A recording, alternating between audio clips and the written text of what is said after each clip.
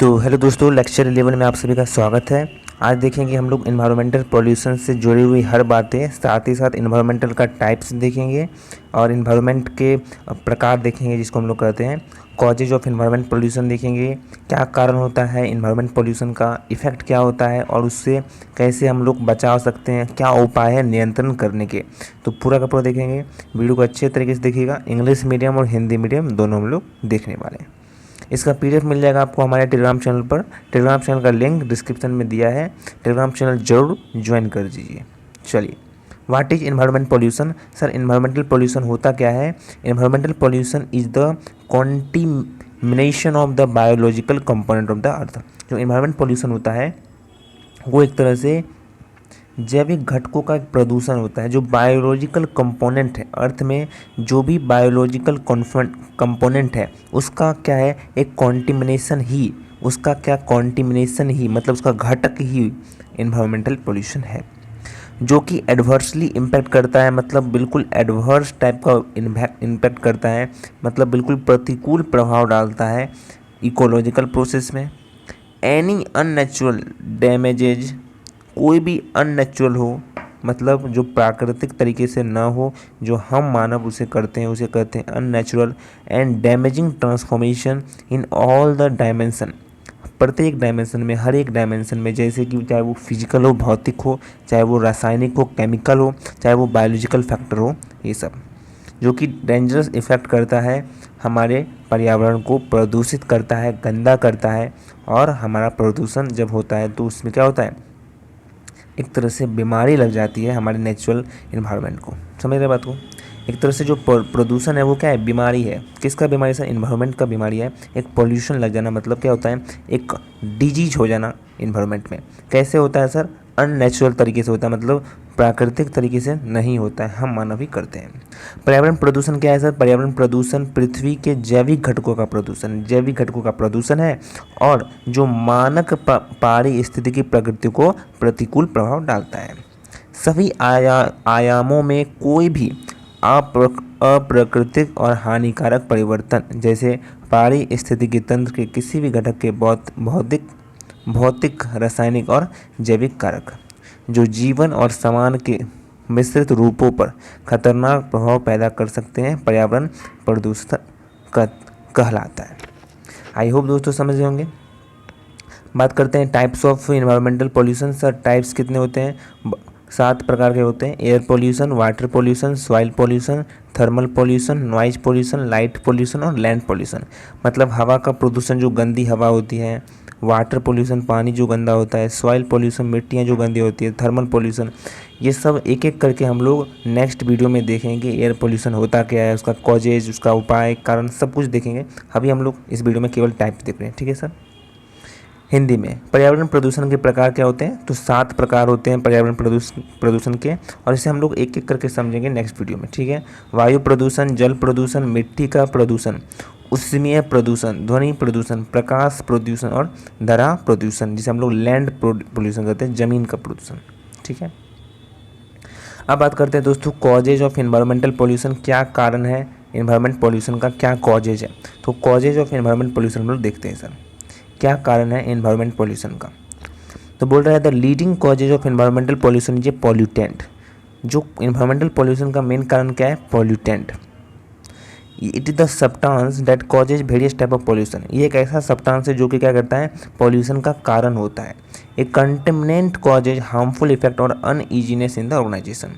जैसे कि गैस, जो कि हमारे ग्लोबल वार्मिंग का कारण बनता है। ये सब कुछ हम लोग देखेंगे सर, ठीक है। आइए देखते हैं।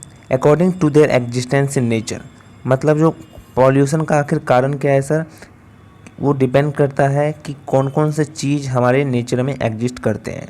पहला है क्वांटिटेटिव पॉल्यूटेंट।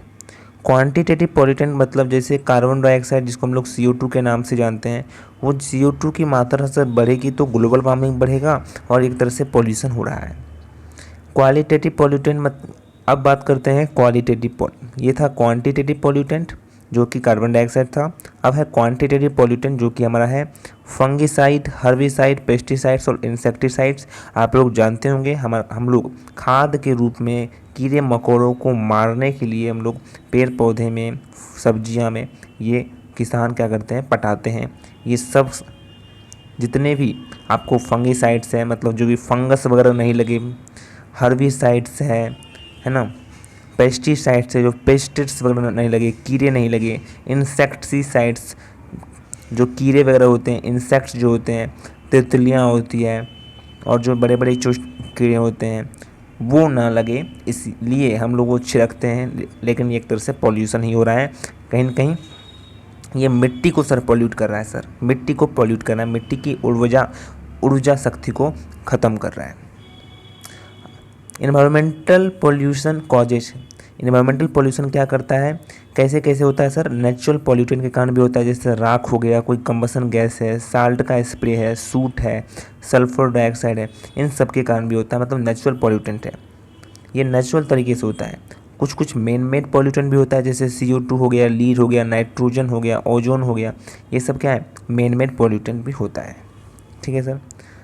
कुछ कुछ पॉल्यूटेंट डिस्पोजल होता है, जैसे बायोडिग्रेडेबल पॉल्यूटेंट, जैसे हम लोग कोई कपड़ा वगैरह है, एग्रीकल्चर रिसाइड्स है, उसको हम लोग फेंक दिए, फूड वेस्टेज फेंक दिए, fecal matter, green waste, human waste, paper waste, sewage, vegetable stuff, ये सब जो गंदगी है इसको बायोडिग्रेडेबल कहते हैं। मतलब आने वाले समय में ये क्या हो जाएगा, ये ख़त्म हो जाएगा। मतलब जैसे कोई भी कागज़ है, आप उसे रखे रहोगे धीरे धीरे क्या हो जाएगा, वो ख़त्म हो जाएगा। मतलब ये तक, यहाँ तक तो ठीक है सर, जो बायोडिग्रेडेबल मटेरियल है वो तो ख़त्म हो जाएगा, लेकिन नॉन बायोडिग्रेडेबल कभी भी डिस्पोज नहीं होता है सर। नॉन बायोडिग्रेडेबल कभी भी डिस्पोज नहीं होगा, वो अनंत साल तक रहेगा। जैसे प्लास्टिक्स हो गया, ग्लास हो गया, कोई भी सिल्वर का फॉइल हो गया, मरकरी मेटल पीसेस, ये सब गंदगी है, एक तरह से ये भी पॉल्यूशन ही है।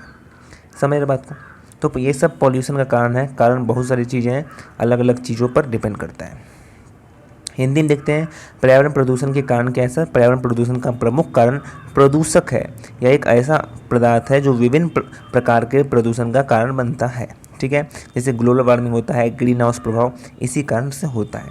प्रकृति में अनेक अस्तित्व के कारण है, जैसे मात्रात्मक प्रदूषण के नाम पे बोले तो हम CO2 कार्बन डाइऑक्साइड गैस बढ़ती है मात्रा तो ग्लोबल वार्मिंग होता है और प्रदूषण होता है। ग्रीन हाउस होता है तो प्रदूषण होता है। गुणात्मक प्रदूषण जैसे कवकनाशी, शाकनाशी, कीटनाशक, ये जितने भी हमें छिड़काव करते हैं दवाई के रूप में, पेड़ पौधे में छिड़कते हैं, सब्जियां में छिड़कते हैं ताकि कीड़े मकोड़े इत्यादि न लगे, बट एक्चुअली वो क्या करता है सर, मिट्टी को प्रदूषण करता है, मिट्टी की ऊर्जा शक्ति को कम करता है, उसे पॉल्यूट करता है। समझ रहे हैं।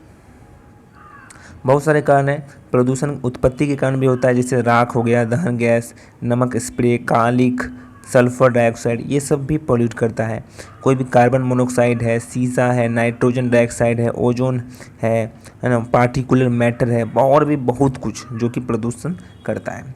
निपटान की कुछ कुछ प्रकृति होती है, जैसे बायोडिग्रेडेबल प्रदूषण, जैसे कि कागज़ हो गया, कोई कृषि का अवशेष हो गया, मानव का जो गंदगी होता है शरीर से निकलता है वो मल पदार्थ हो गया, हरा अपशिष्ट हो गया, कागज़ हो गया, ये सब के सब भी गंदगी हैं और ये भी क्या करते हैं, ज़मीन को गंदा करते हैं, लैंड पोल्यूशन करते हैं। एक होता है गैर बायोडिग्रेडेबल, मतलब ऐसे पदार्थ जो कभी भी सड़ने गलने वाले चीज़ नहीं है, ये सड़ते गलते नहीं हैं, ज़िंदगी भर रहते हैं। जैसे प्लास्टिक्स हो गया, DDT प्लास्टिक, पॉलीथीन बैग हो गया, धातु के टुकड़े हो गए, कांच की वस्तुएं हो गए, लोहे के उत्पाद हो गए, ये सड़ने गलने वाली चीज़ नहीं है, ज़िंदगी भर रहते हैं। तो ये यहाँ तक तो सर ठीक था, बायोडिग्रेडेबल जो सड़ने गलने वाले चीज़ होते हैं, ये तो कुछ समय आने पर, निश्चित समय आने पर वो सड़ गल जाएंगे, लेकिन ये सड़ते गलते नहीं है, इसमें थोड़ा सा ध्यान देने की बात यहाँ पर है। ठीक है, तो सर ये था कि क्या क्या कारण होते हैं पर्यावरण प्रदूषण के। हम लोग पर्यावरण प्रदूषण देख रहे हैं, अगले वीडियो में हम लोग टॉपिक में वायु प्रदूषण क्या होता है, जल प्रदूषण क्या होता है, सब कुछ देखेंगे। अभी पर्यावरण प्रदूषण देख रहे हैं। अब बात करते हैं सर क्या प्रभाव पड़ता है। अगर ये तो कारण क्या है, कैसे कैसे होता है ये था, अब प्रभाव क्या पड़ता है, इनसे होने से होता क्या है। तो इन्वायरमेंटल पॉल्यूशन में बहुत कुछ होता है, उसमें एयर पोल्यूशन होता है। अगर एयर पोल्यूशन होता है तो हमें अस्थमा जैसी बीमारी हो सकती है, हार्ट अटैक आ सकता है, अदर रिस्पायरेटरी डिफ़िकल्टीज भी आ सकती है, सांस लेने में भी दिक्कतें आ सकती है।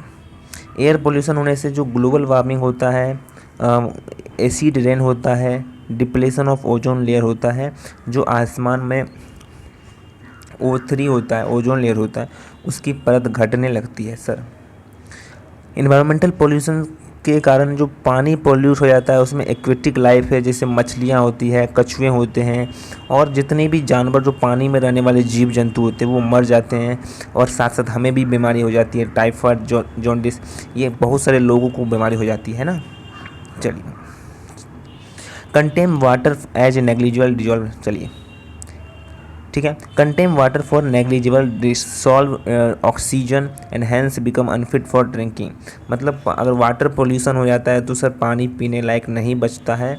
सॉइल और लैंड पोल्यूशन हो जाता है तो जितने भी माइक्रो ऑर्गेनिज्म होते हैं अंडरग्राउंड में वो मर जाते हैं। साथ साथ जो प्लांट की क्वालिटी होती है ग्रो करने की वो ख़त्म हो जाती है, मिट्टी की उर्वरा शक्ति खत्म हो जाती है, पोल्यूट हो जाता है। ये सब प्रभाव पड़ता है अगर पर्यावरण हो गया तो।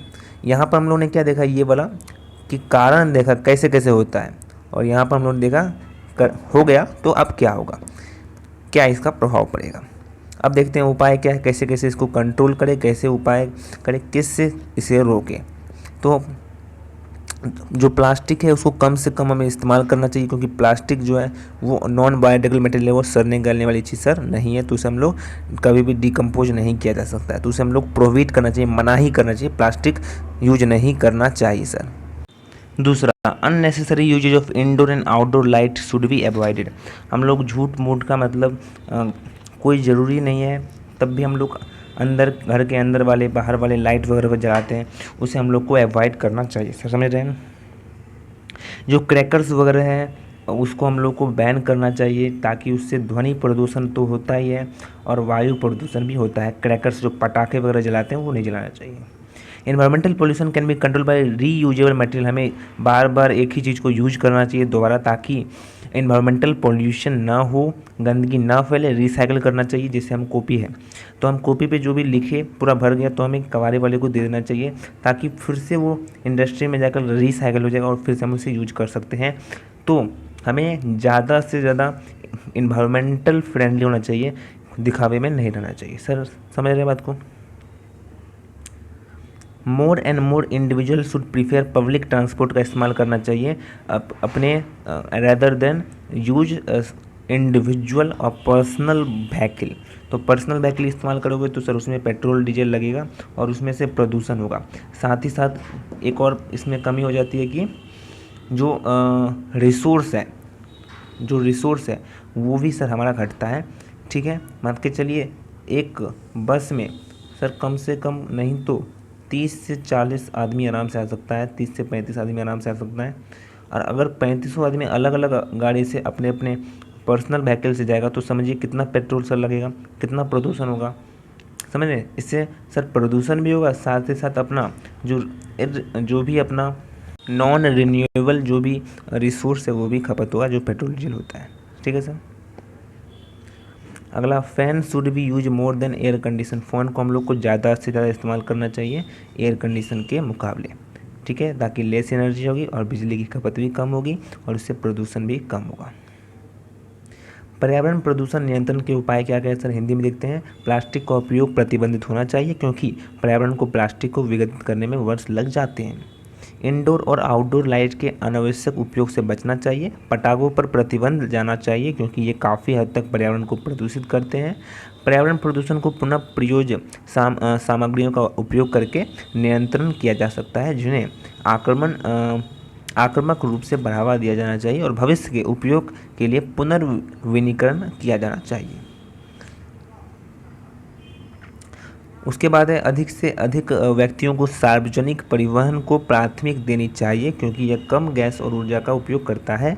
एयर कंडीशन की तुलना में पंखों का अधिक उपयोग करना चाहिए, क्योंकि ये कम ऊर्जा और बिजली से चलते हैं। तो पर्यावरण प्रदूषण नियंत्रण के उपाय भी देख लिया, साथ ही साथ हम लोगों ने कारण देखा, प्रभाव देखा और क्या होता है वो भी देखा, उसका टाइप्स देखा। आई होप दोस्तों आज की वीडियो में आपको बहुत अच्छा लगा हो, आज का लेक्चर बहुत अच्छा लगा होगा, लाइक जरूर कर दीजिएगा। इसका PDF मिलेगा आपको हमारे टेलीग्राम चैनल पर। नेक्स्ट टॉपिक पर नेक्स्ट बातें करेंगे, जितने भी टाइप्स हम लोगों ने देखा था ना इन्वायरमेंट पोल्यूशन का, उसके बारे में हम लोग बात करने वाले हैं। Thank you so much.